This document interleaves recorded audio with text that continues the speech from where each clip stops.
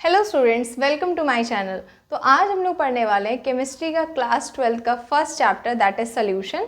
आप किसी भी बोर्ड के हो, CBSE, ISC, no problem, state board, आपको सबको समझ में आएगा। फिजिकल केमिस्ट्री का चैप्टर से न्यूमेरिकल भी होते हैं। तो आज इसका होने वाला है लेक्चर नंबर 1, जिसमें हम लोग सॉल्यूशन समझने वाले हैं और इसका क्लासिफिकेशन देखने वाले हैं, ताकि आपके बेसिक्स क्लियर हो जाएं। ठीक है, तो स्टूडेंट्स चैप्टर नेम क्या है? सॉल्यूशंस। ठीक है, तो सॉल्यूशन पे आने से पहले I want to talk about कि आपने क्लास 9th में already pure substances and mixtures पढ़ चुका है आपने। ठीक है, आप ऑलरेडी उसको पढ़ के आए। So what have you study in your class 9th? Mixtures में आपने पढ़ा हुआ है कि जब भी आप किसी भी दो या दो से ज़्यादा चीज़ों को, कंपोनेंट को मिक्स करते हैं, तो उनका हमें कोई सेम कंपोजिशन नहीं मिलता, वो किसी भी रेशियो में मिक्स हो जाते हैं, उसको हम कहते हैं मिक्सचर्स। ठीक है, अब मिक्सचर्स में भी अगर हम लोग बात करें तो मिक्सचर्स हमारे होते हैं दो टाइप के। एक होता है हमारा होमोजीनस मिक्सचर और दूसरा होता है हमारा हेट्रोजीनस मिक्सचर। अब one thing should be very very clear कि होमो, कभी भी आपको अगर ये वर्ड दिखता है होमो, तो इस वर्ड का मीनिंग ही होता है सेम। ठीक है, हेट्रो का on the different side, hetero का मीनिंग होता है डिफर, अलग अलग। ठीक है, तो इसमें क्या चीज़ होती है? सेम। देखिए, तो स्टूडेंट्स मिक्सचर हम दो टाइप के पढ़ेंगे। होमोजीनस, जिसमें क्या होता है कि अगर आप दो या दो से ज़्यादा कंपोनेंट मिक्स करते हैं, व्हेन यू मिक्स 2 और मोर कंपोनेंट्स, तो उसके बाद में मिक्स करने के बाद आपको सेम कंपोजिशन मिलता है थ्रू आउट द जो भी आपने मिक्सचर बनाया है, एक सा कंपोजिशन। जैसे for example, I am taking an example hair, जहाँ पर हमने क्या किया है, if I am taking an glass of water, अगर मैंने एक ग्लास पानी ले लिया है, ठीक है, उसमें 1 स्पून ऑफ शुगर ऐड कर दी, चीनी मिला दी सिंपल सी, तो उसमें क्या होगा कि आपने जैसे ही उसमें शुगर ऐड करी, तो आप क्या देखेंगे कि शुगर पूरी तरीके से वाटर में डिजॉल्व हो जाएगी। एक बार अगर चीनी पानी में घुल गई, तो अगर आप उसको पिएंगे, तो अब आप क्या ये कहेंगे कि मैम ऊपर वाला पानी मीठा था, नीचे वाले में मिठास नहीं आई? ऐसा तो नहीं होता ना। सेम कंपोजिशन, मतलब आपको शुगर उसमें पूरी डिजॉल्व हो चुकी है, आप चाहे पानी ऊपर का लें या नीचे का लें, एक सा कंपोजिशन, एक सी आपको मिठास देखने को मिल रही है। तो अगर हम क्या कह सकते हैं कि those mixtures in which we have obtained same composition after mixing 2 or more components, उसको हम क्या कहेंगे? Homogeneous mixture. यानी आपने दो या दो से ज़्यादा चीज़ों को या कंपोनेंट्स को मिक्स करा, सब्सटेंसेस को मिक्स करा, और आपको एट द एंड अगर सेम कंपोजिशन मिल रहा है, तो देन यू शुड से कि it is an homogeneous mixture. Heterogeneous mixture में क्या होता है? अब इसका जस्ट अपोजिट आप कर दीजिए। तो हेट्रोजीनस मिक्सचर में क्या हो जाता है कि जब आप मिक्स करते हैं चीज़ों को, तो वहाँ पर आपको सेम कंपोजिशन नहीं मिलता है थ्रू आउट द सोल्यूशन या थ्रू आउट द मिक्सचर। तो हम लोग क्योंकि सोल्यूशन की बात कर रहे हैं, तो इसका एक और एग्जांपल लेते हैं कि अब आप सेम ग्लास ऑफ वाटर ले लीजिए, लेकिन इस बार बस थोड़ा सा उसमें चेंज कर दीजिए। क्या चेंज करेंगे कि आप इसमें और सैंड मिला दीजिए, मिट्टी मिला दीजिए, और even you can use turmeric also, जो आपकी किचन में होगी, जाइए फटाफट मिला के देखिए। तो आप क्या नोटिस करेंगे कि उसमें जो आपका टर्मरिक या सैंड वाला पोर्शन है, वो या तो नीचे सेटल डाउन होना शुरू हो जाएगा थोड़ी देर बाद, या फिर ऊपर ऊपर आपको कुछ दिखाई देगा। थ्रू आउट द सोल्यूशन आपको सेम कंपोजिशन नहीं मिलेगा, आप इजीली उसमें बाइफरकेट कर सकते हैं। तो ऐसे टाइप के मिक्सचर्स को हम कहते हैं हेट्रोजीनस मिक्सचर।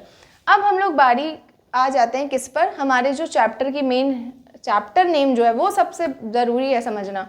तो सॉल्यूशंस बेसिकली क्या है? तो solution basically is nothing but the homogeneous mixture of 2 और मोर कंपोनेंट। और स्पेशली आपके जो सॉल्यूशन चैप्टर में जो है, वो है बाइनरी सॉल्यूशन। बाइनरी मतलब होता है कि जहाँ पर सिर्फ दो कंपोनेंट हो, यानी हम एक को लेंगे as a as a base, जिसमें हम चीज़ को मिलाएंगे, और दूसरे को हम मिक्स करेंगे। तो सॉल्यूशन क्या है? Solution is a homogeneous mixture in which 2 components are added if I am talking about binary solution। binary मतलब 2 हो जाता है। ठीक है, अब कंपोनेंट ऑफ सोल्यूशन की अगर बात करें, तो एक होता है हमारा first component solute, and second component हमारा होता है सॉल्वेंट। अगर इन दोनों को मिला देते हैं तो बन जाता है सॉल्यूशन। ठीक है, ये आपको चीज़ पता ही होनी चाहिए, because later on we will discuss about some numerical problem also. उसमें हम देखेंगे कि हमें आइडेंटिफाई करना होगा which is going to be solute and which is going to be solvent part. ठीक है, तो अगर आप इसमें देखें, तो जैसे सॉल्यूट क्या होता है? सॉल्यूट वो होता है जो लेसर अमाउंट में प्रेजेंट होता है, यानी अगर आपने दो कंपोनेंट लिए,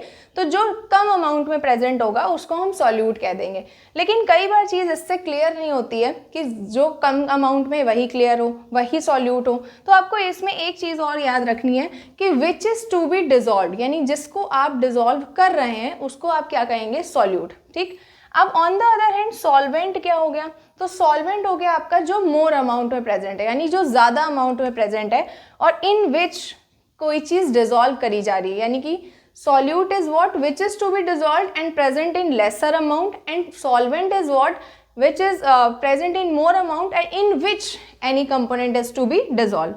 तो जिसको घोला जाए वो आपका सॉल्यूट हो गया, जिसमें घोला जाए वो आपका सॉल्वेंट हो गया। ये आपका कम अमाउंट में होना चाहिए और ये आपका ज़्यादा अमाउंट में होना चाहिए। जैसे इसका एग्जांपल है शुगर इन वाटर का, तो शुगर इन वाटर में आप सबको पता है कि आपने ग्लास ऑफ वाटर लिया होगा, तो वाटर का जो अमाउंट है वो तो ज़्यादा है ना एज कम्पेयर टू शुगर। तो वाटर आपका वर्क करेगा कैसा, water works as solvent and sugar work as solute part.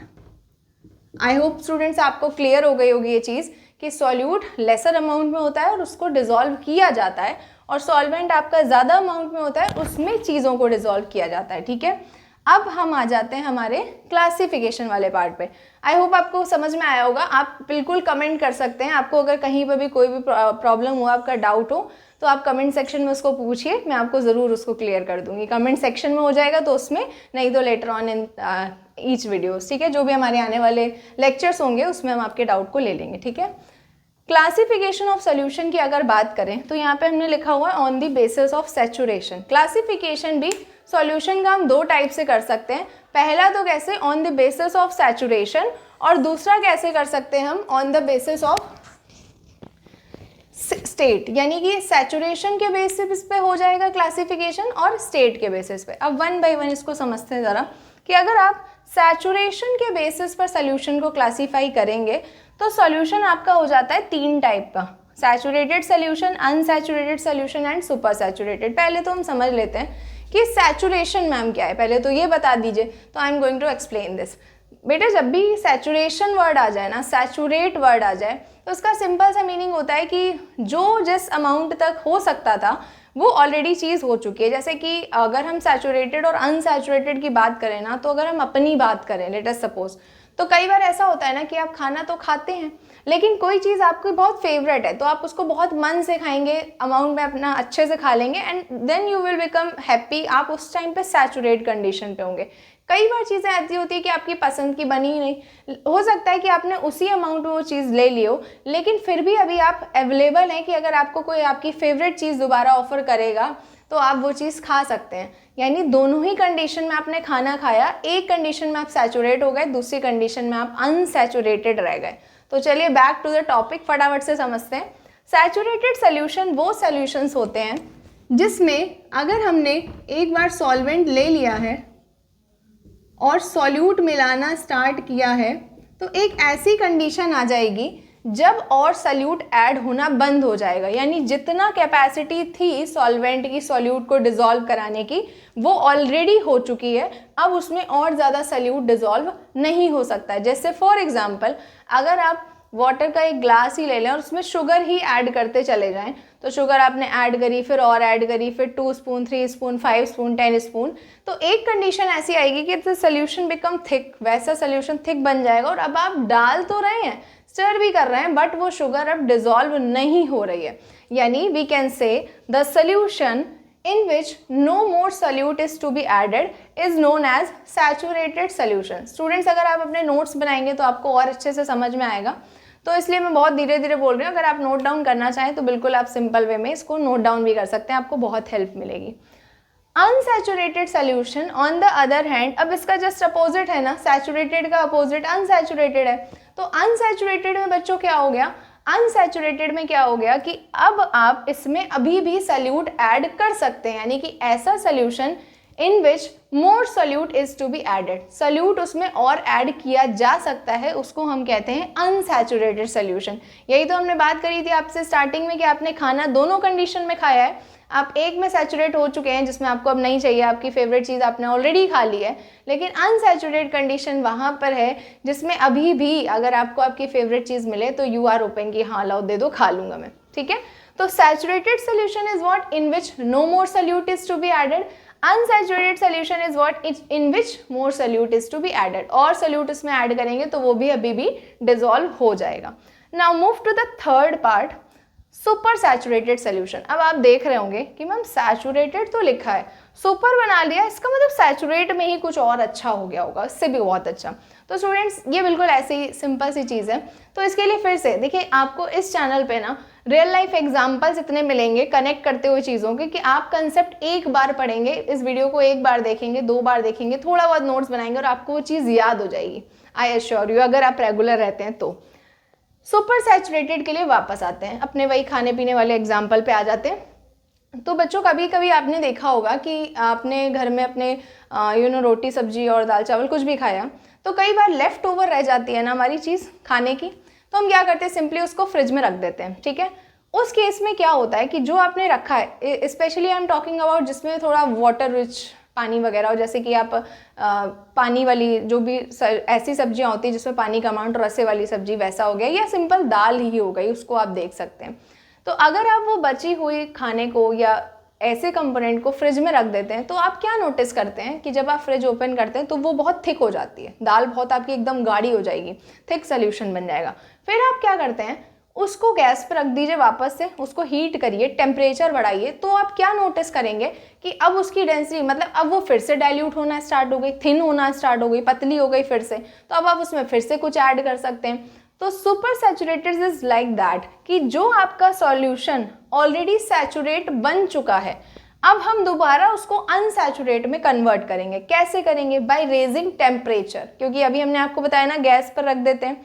तो अगर आप मान लीजिए, जैसे आपने चाशनी वाला एग्जांपल, चाशनी आपने देखी होगी तो कई बार बहुत थिक बन जाती है, शुगर सिरप जिसको कहते हैं, तो आप अगर उसको गर्म करें ना तो फिर से उसकी डेंसिटी ऐसी हो जाएगी, फिर से वो थिन सोल्यूशन बनने लगेगा। उस टाइम पे आप उसमें थोड़ी सी शुगर और ऐड कर सकते हैं, यानी एक ऐसा सोल्यूशन जो ऑलरेडी सैचुरेट है एट नॉर्मल टेम्परेचर, अगर आपने उसका टेम्परेचर बढ़ाया, टेम्परेचर आप इसका रेज कर दीजिए, तो फिर वो किस में चेंज हो जाएगा, दोबारा से अनसैचुरेट में बन जाएगा। अनसैचुरेटेड मतलब कैसे कि अब आप उसमें थोड़ा सा और सल्यूट डालिए तो वापस से ऐड होना स्टार्ट हो जाएगा सल्यूट। हम ये बात नहीं करें कि बहुत सारा सल्यूट ऐड हो जाएगा, बट हाँ थोड़ा बहुत अमाउंट में सल्यूट फिर से ऐड हो जाएगा। और जब आपने सैचुरेशन से भी ऊपर सल्यूट ऐड कर दिया है, then it becomes super saturated solution. यानी वी कैन से कि the saturated solution is converted into unsaturated by raising its temperature. आप सिंपली उसका टेम्परेचर रेज करिए तो आपका जो सैचुरेटेड सोल्यूशन है वो अनसैचुरेट में बदल जाएगा, और अनसैचुरेट में अगर आपने और सल्यूट मिला दिया तो फिर से किस में कन्वर्ट हो जाएगा, अब की बार जो सोल्यूशन बनेगा उसको हम कहेंगे सुपर सैचुरेटेड।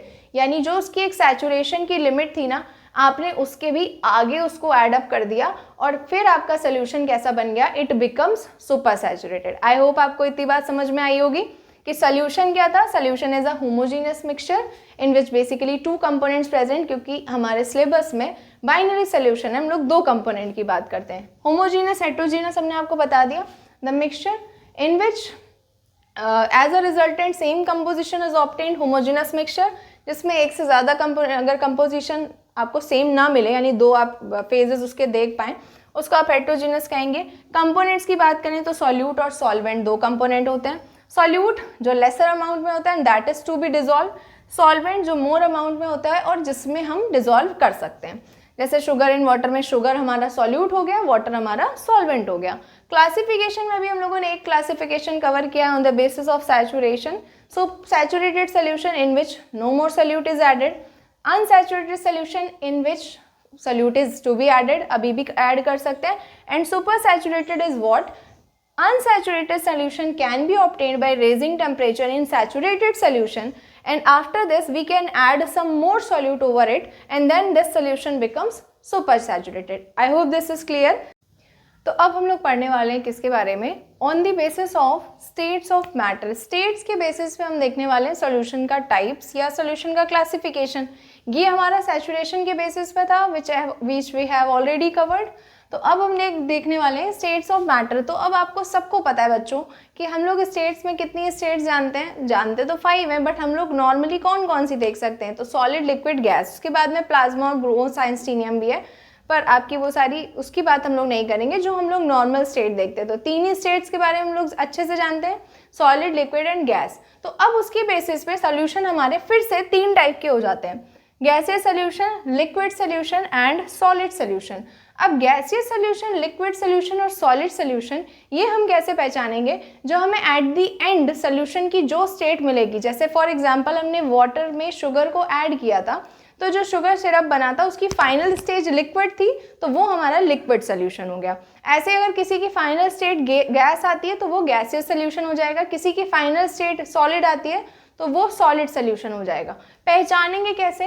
तो बच्चों ये देखो कि अगर गैसियस सोल्यूशन है तो उसमें सॉल्वेंट की स्टेट हमेशा गैस रहेगी, यानी कि आप सॉल्वेंट की स्टेट को देखकर भी बता सकते हैं कि which type of solution to be formed. अगर गैस है सॉल्वेंट की स्टेज, क्योंकि जो ज़्यादा अमाउंट में होता है जिसमें चीज़ डिजॉल्व होती है फाइनल स्टेट उसकी वही होती है। अगर लिक्विड सोल्यूशन है तो उसमें हमेशा सॉल्वेंट की स्टेट कौन सी रहेगी? लिक्विड। और अगर सॉलिड सोल्यूशन है तो उसमें हमेशा सॉल्वेंट की स्टेट कौन सी रहेगी? सॉलिड। ठीक है, तो अब देखो बच्चों, 3 टाइप के सोल्यूशन थे, गैसियस सोल्यूशन, लिक्विड सोल्यूशन और सॉलिड सोल्यूशन। लेकिन अगर इसको भी हम और बाइफरकेट करें तो हमने सॉल्वेंट को तो फिक्स कर दिया गैस, लेकिन we can change the solute part, gas, liquid, solid. इसी तरीके से इन द सेम वे अगर हम सॉल्वेंट की स्टेट को लिक्विड फिक्स कर देते हैं, लेकिन हमारे पास तब भी 3 स्टेट बचेंगे, गैस, लिक्विड, सॉलिड। इसी तरीके से अगर हम सॉल्वेंट की स्टेट को सॉलिड में फिक्स कर देते हैं तो भी हमारे पास 3 स्टेट बचेंगी, गैस, लिक्विड, सॉलिड। यानी ओवरऑल टाइप्स की बात करें तो हमें यहाँ पे गैस इन गैस सोल्यूशन मिलता है, लिक्विड इन गैस मिलता है, सॉलिड इन गैस मिलता है, gas in liquid, liquid in liquid, solid in liquid. After that gas in solid, liquid in solid, solid in solid मिलता है। ठीक है, तो इसके अब हम लोग देखेंगे 1 बाय 1 एग्जाम्पल्स। ठीक है, तो पहला आपका सोल्यूशन जो है गैसियस का वो क्या है? Gas in gas solution. तो गैस इन गैस का मतलब क्या हुआ बच्चों? कि गैस ही सॉल्वेंट है और गैस ही सल्यूट है, यानी किसी एक गैस में दूसरी गैस को मिक्स कर रहे हैं। तो हम लोगों ने यहाँ पे सिंपल लिख दिया मिक्सचर ऑफ गैसेस, जिसमें कि हमने लिया ऑक्सीजन इन या नाइट्रोजन एंड ऑक्सीजन। अब आपको भी पता है कि सबसे ज़्यादा एटमॉस्फेयर में कौन सी गैस होती है? नाइट्रोजन गैस होती है, अराउंड 78%। सब जानते होंगे, लोअर क्लासेस में पढ़ के आए होंगे। तो जो सबसे ज़्यादा है और उसमें जो दूसरी गैस है वो तो कम अमाउंट में होगी, तो सॉल्यूट जो हमारी लेसर अमाउंट में होगी वो बन जाएगी, और जो सॉल्वेंट है वो हमारी जो मोर अमाउंट में होगी वो बन जाएगी। तो यहाँ पहला हमारा क्या हो गया? मिक्सचर ऑफ गैसेज में नाइट्रोजन और ऑक्सीजन का मिक्सचर। ठीक है, now move to the second part, liquid in gas. Liquid in gas मतलब गैस में कोई लिक्विड मिक्स हो रहा है। तो नाइट्रोजन गैस सबसे ज़्यादा अमाउंट में होती है, तो यही एक अच्छे सॉल्वेंट का काम करती है। तो इसमें आप क्लोरोफॉर्म मिक्स कर सकते हैं, CHCl3 इसका फॉर्मूला होता है। ठीक है, तो आपने नाम भी सुना होगा, नहीं सुना है तो थोड़ा बहुत टीवी मूवीज सब देखे होंगे, तो उसमें आपने देखा होगा क्लोरोफॉर्म को बड़ा हाईटेक करके बताते हैं, एक हैंकी लिया, उसको लगाया, इंसान बेहोश। उसी क्लोरोफॉर्म की हम बात कर रहे हैं कि क्लोरोफॉर्म हमारा नाइट्रोजन गैस में डिजोल्व हो जाता है। इसके अलावा देखिए सॉलिड इन गैस की अगर बात करें तो भाई ऐसा कोई सॉलिड लो जो गैस में डिजोल्व होकर खत्म हो जाए। तो कैम्फर सब जानते होंगे, कपूर, आप अगर उसको जरा सा भी जलाते हैं तो क्या वो लिक्विड में चेंज होता है? नहीं होता, वो वेपराइज होकर किस में मिक्स हो जाता है? गैस में।